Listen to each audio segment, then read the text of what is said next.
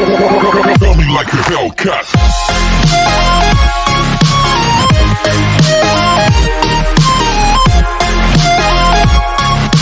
अब से नीचे का दिखाया जाता है जो कि यूले को कॉल कर रही थी। तभी एक मिस्टीरियस वॉइस आती है जो कहता है कि तुम उसे रोक नहीं सकती, तुम्हें हार मान लेनी चाहिए। इची कहती है कौन है? वो कहता है कि मैं कौन हूँ इससे कोई फर्क नहीं पड़ता, लेकिन मुझे स्टोरी बदलने का तरीका पता है। इची कहती है मुझे परवाह नहीं है कि तुम कौन हो, लेकिन क्या तुम मुद्दे पर आ सकते हो? तुम्हारी वॉइस कितनी बेकार है, क्या तुम इसे चेंज कर सकते हो? तभी वो कहता है कि ये सब जिशु द्वारा लिख किया गया है। वो यूले और शिनिंग को अलग करना चाहता है। तुम जिशु की डार्क साइड सबको बता दो। इची कहते क्या मैं इडियट हूँ? तुमने कहा कि ये सब जिशु ने किया है। वो कहता है क्या तुम्हें मुझ पर बिलीव नहीं है? इची कहते क्या हमारा खून का रिश्ता है या फिर हम अगले जन्म में माँ बेटे थे? तुम तो अपना मुंह दिखाने की हिम्मत भी नहीं करते, तो मैं तुम पर बिलीव क्यों करूँ? लेकिन इस बार वो मिस्टीरियस वॉइस नहीं आती है। इची यूले को कॉल करते हुए वहाँ से चली जाती है। अभी हम देखते हैं कि वो वॉइस किसी और की नहीं, उसी ब्लैक मार्क्स वाले पर्सन की थी। अब सीन यूले का दिखाया जाता है जो कि उन आदमियों को पैसे दे रहा था जो कि सिंथियन से पैसे मांग रहे थे। यूले उन्हें पैसे दे देता है। तभी वो लोग वहाँ से जाने लगते हैं। सिंथियन यूले को पकड़ लेती है। तभी वो आदमी उन दोनों की फोटो खींच लेते हैं। सिंथियन कहते हैं मैं तुम्हें परेशान नहीं करना चाहती थी, लेकिन मैं जानती हूँ कि तुमने मेरी बहुत ज्यादा मदद की है। यूले कहता है ठीक है, अब मुझे जाना है। सिंथियन कहते हैं क्या तुम थोड़ी देर यहाँ रुक नहीं सकते? जब मैं सो जाऊंगी तो तुम यहाँ से चले जाना। यूले कहता है ठीक है। वहीं इची और शिनिंग दोनों ही यूले का इंतजार कर रही थी। वहीं यूले बैठे बैठे सो गया था। तभी सिंथियन आकर उसके पास बैठ जाती है। यूले को उसकी सिस्टर का कॉल आ रहा था, पर सिंथियन कॉल नहीं उठाती और कहती है तुम मुझ पर ब्लेम मत करना, मैं सबको सच बता रही हूँ, क्योंकि इसी तरह से तुम उसे भूल सकते हो। अब सीन फ्लैशबैक का दिखाया जाता है जहाँ सिंथियन के फोन पे एक मैसेज आता है जो कि उसी मिस्टीरियस पर्सन का मैसेज था। क्या तुम्हें पता नहीं है कि यूले और शिनिंग का रिश्ता फेक है? तो तुम इसके लिए कोई एक्शन क्यों नहीं लेती? सिंथियन कहते हैं कि तुम कौन हो? तभी रिप्लाई आता है कि इसकी फिक्र मत करो, तुम बस यूले और शिनिंग को अलग कैसे करना है ये सोचो, मैं तुम्हें सारे सबूत दे सकता हूँ। वहीं सारे लोग यूले का इंतजार कर रहे थे पर यूले नहीं आया। दूसरी तरफ यूले की नींद खुलती है। सिंथियन कहते ओ नहीं, हम काफी लंबे समय तक सो रहे थे। तभी वो अपने फोन में देखता है जहाँ उसकी सिस्टर के 7 मिस कॉल थे। सिंथियन कहते ये सब मेरी गलती है, तुम्हें जल्दी जाना चाहिए और शिनिंग और दूसरों को समझाना चाहिए। वो यूले वहाँ से भागते हुए जाता है। अब सीन यूले का दिखाया जाता है जो कि शिनिंग के पास आ चुका था। यूले शिनिंग को कहता है कि मुझे माफ कर दो। शिनिंग कहते चलो ब्रेकअप करते हैं। यूले कहता है ये अभी तक खत्म नहीं हुआ है। शिनिंग कहते अब इन सब बातों का कोई मतलब नहीं है, अब सब खत्म हो चुका है। यूले कहता है क्या तुम्हारे पास फीलिंग्स नहीं है? शिनिंग कहते हैं कि मैं मानती हूँ कि मैंने तुम्हारा इस्तेमाल किया, लेकिन अब मैं और नहीं करना चाहती। तभी वो वहाँ से जाने लगती है। यूले उसे रोकता है और कहता है ये सब मेरी गलती है और मैं इसे बदल दूंगा। शिनिंग कहते हैं ये तुम्हारी गलती नहीं है, मैं बस अब परेशान नहीं होना चाहती, इसलिए गुड बाय। तभी वो वहाँ से चली जाती है। इची का दिखाया जाता है जो कि अपने डेस्क पर बैठे बैठे सोच रही थी। तभी उसे याद आता है कि कल रात उस मिस्टीरियस वॉइस ने कहा था कि ये सब जिशु ने लिख किया है और वो शिनिंग और यूले को अलग करना चाहता है। तभी वो जिशु के पास जाती है और उसका कॉलर पकड़ के कहती है तुमने शिनिंग से क्या कहा जो यूले ने उससे रिश्ता तोड़ दिया? जिशु कहता है इससे मेरा कोई लेना देना नहीं है। कहती है तुमने उन दोनों का ब्रेकअप करवाया ताकि तुम शिनिंग के साथ रह सको, कुछ भी हो जाए, तुम कुछ भी कर लो, उन दोनों का ब्रेकअप नहीं होगा। तभी इची रोने लगती है। जिशु कहता है तुम फिर से क्यों रो रही हो? इची कहते हैं ये सब तुम्हारी गलती है, तुम एक नंबर के कमीने हो। जिशु कहता है ठीक है मैं जर्क हूँ, लेकिन अगर तुम ज्यादा रोती हो तो तुम्हारे दिमाग में ऑक्सीजन की कमी हो जाएगी। तभी इची उस पर टिश्यू फेंकती है और कहती है तुम मुझे कोस रहे हो। जिशु उसे टिश्यू देते हुए कहता है कि मैं नहीं चाहता कि तुम रो।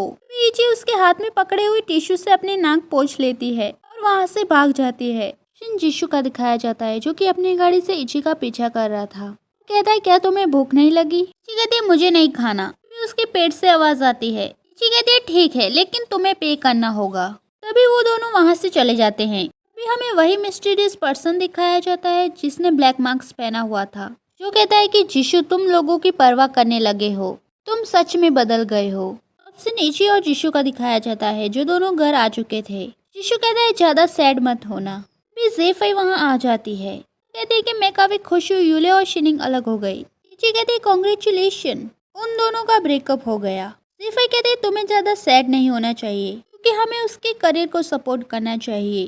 तभी जीशु जीफे को वहां से ले जाता है। सीन इचिका दिखाया जाता है जो कि फेक ब्लड बना रही थी। सीन जीशु का दिखाया जाता है जो कि कहीं जा रहा था।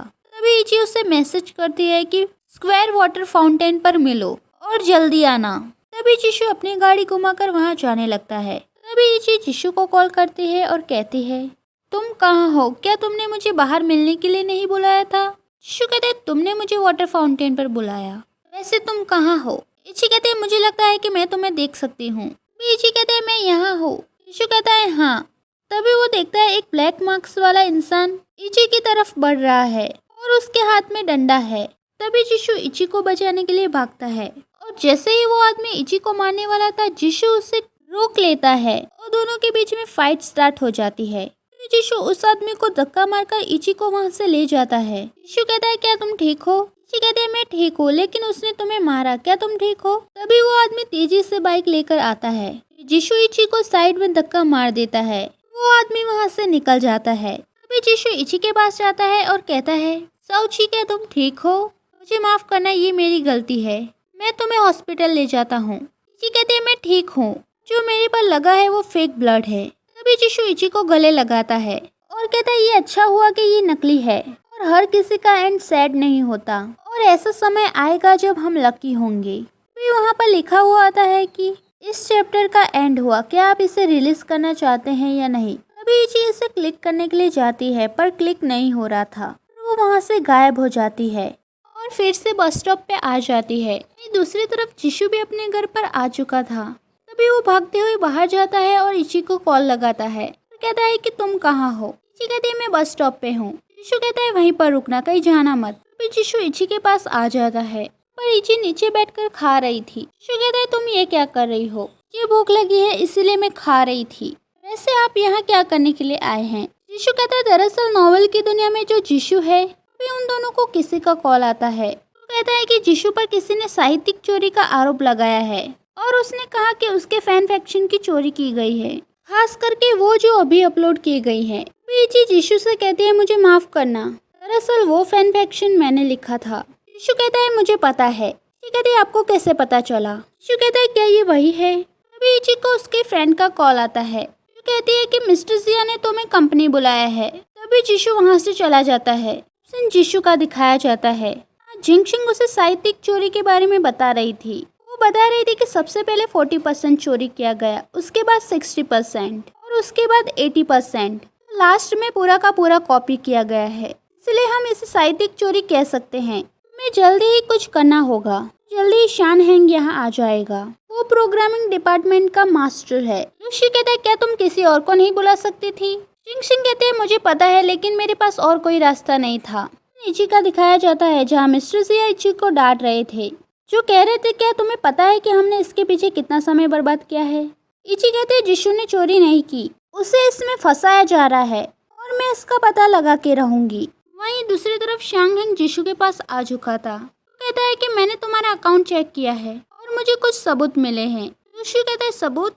शांग हैंग कहता है हाँ, हैकर तुम्हारे आसपास के इलाके में ही रहता है। मुझे लगता है कि तुम्हें नॉवल को जल्दी खत्म कर देना चाहिए और उसे ब्लॉक कर देना चाहिए। जीशु कहता है लेकिन हम अचानक से ऐसा नहीं कर सकते। जीशु कहता है मैंने सोच लिया है कि मैं लिखना बंद कर दूंगा और यही मेरे लिए अच्छा रहेगा। क्या तुम पागल हो गए हो? अगर तुमने ऐसा किया तो लोगों को लगेगा कि तुमने सच में चोरी की है। जीशु कहता है सच्चाई की किसी को परवाह नहीं है, लोग वही मानते हैं जो वो देखते हैं। शांग हैंग कहता है हाँ, लोगों को समझाने का कोई फायदा नहीं होगा, मुझे पता था कॉलेज में तुमने जो किया है उसके बाद तुम यही कहोगे। शांग हैंग कहता है मुझे पता था कि तुम यही कहोगे, लेकिन हम दोस्त भी थे। जीशु कहता है तुम्हारे दाहिने हाथ पे जो चोट थी वो कैसी है?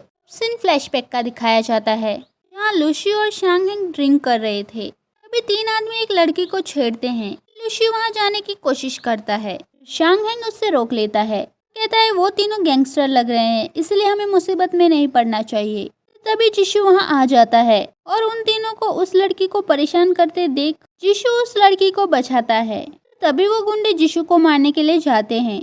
शांग हैंग और लूसी वहाँ आ जाते हैं और वो सब फाइट करने लगते हैं। अभी शांग हैंग जीशु को लेकर वहाँ से जाने लगता है। तभी एक आदमी जीशु के सर पर मारने की कोशिश करता है पर जीशु को बचाने के चक्कर में शांग हेंग के सर पर चोट लग जाती है। प्रेजेंट में जीशु कहता है अगर तुम वहाँ नहीं होते तो चोट मुझे लगती, इसलिए मैं तुम्हारा एहसानमंद हूँ। शांग हेंग कहता है ठीक है, मैं अपने काम पर वापस जाता हूँ और तुम्हारी मदद करने की कोशिश करता हूँ। उसे नीची का दिखाया जाता है जो कि जीशु के घर के बाहर खड़ी थी। वो अंदर जाकर देखती है और अंदर लाइट बंद थी। कहती है लगता है जीशु घर पर नहीं है। सीन जीशु का दिखाया जाता है जो कि चेयर पर बैठा था।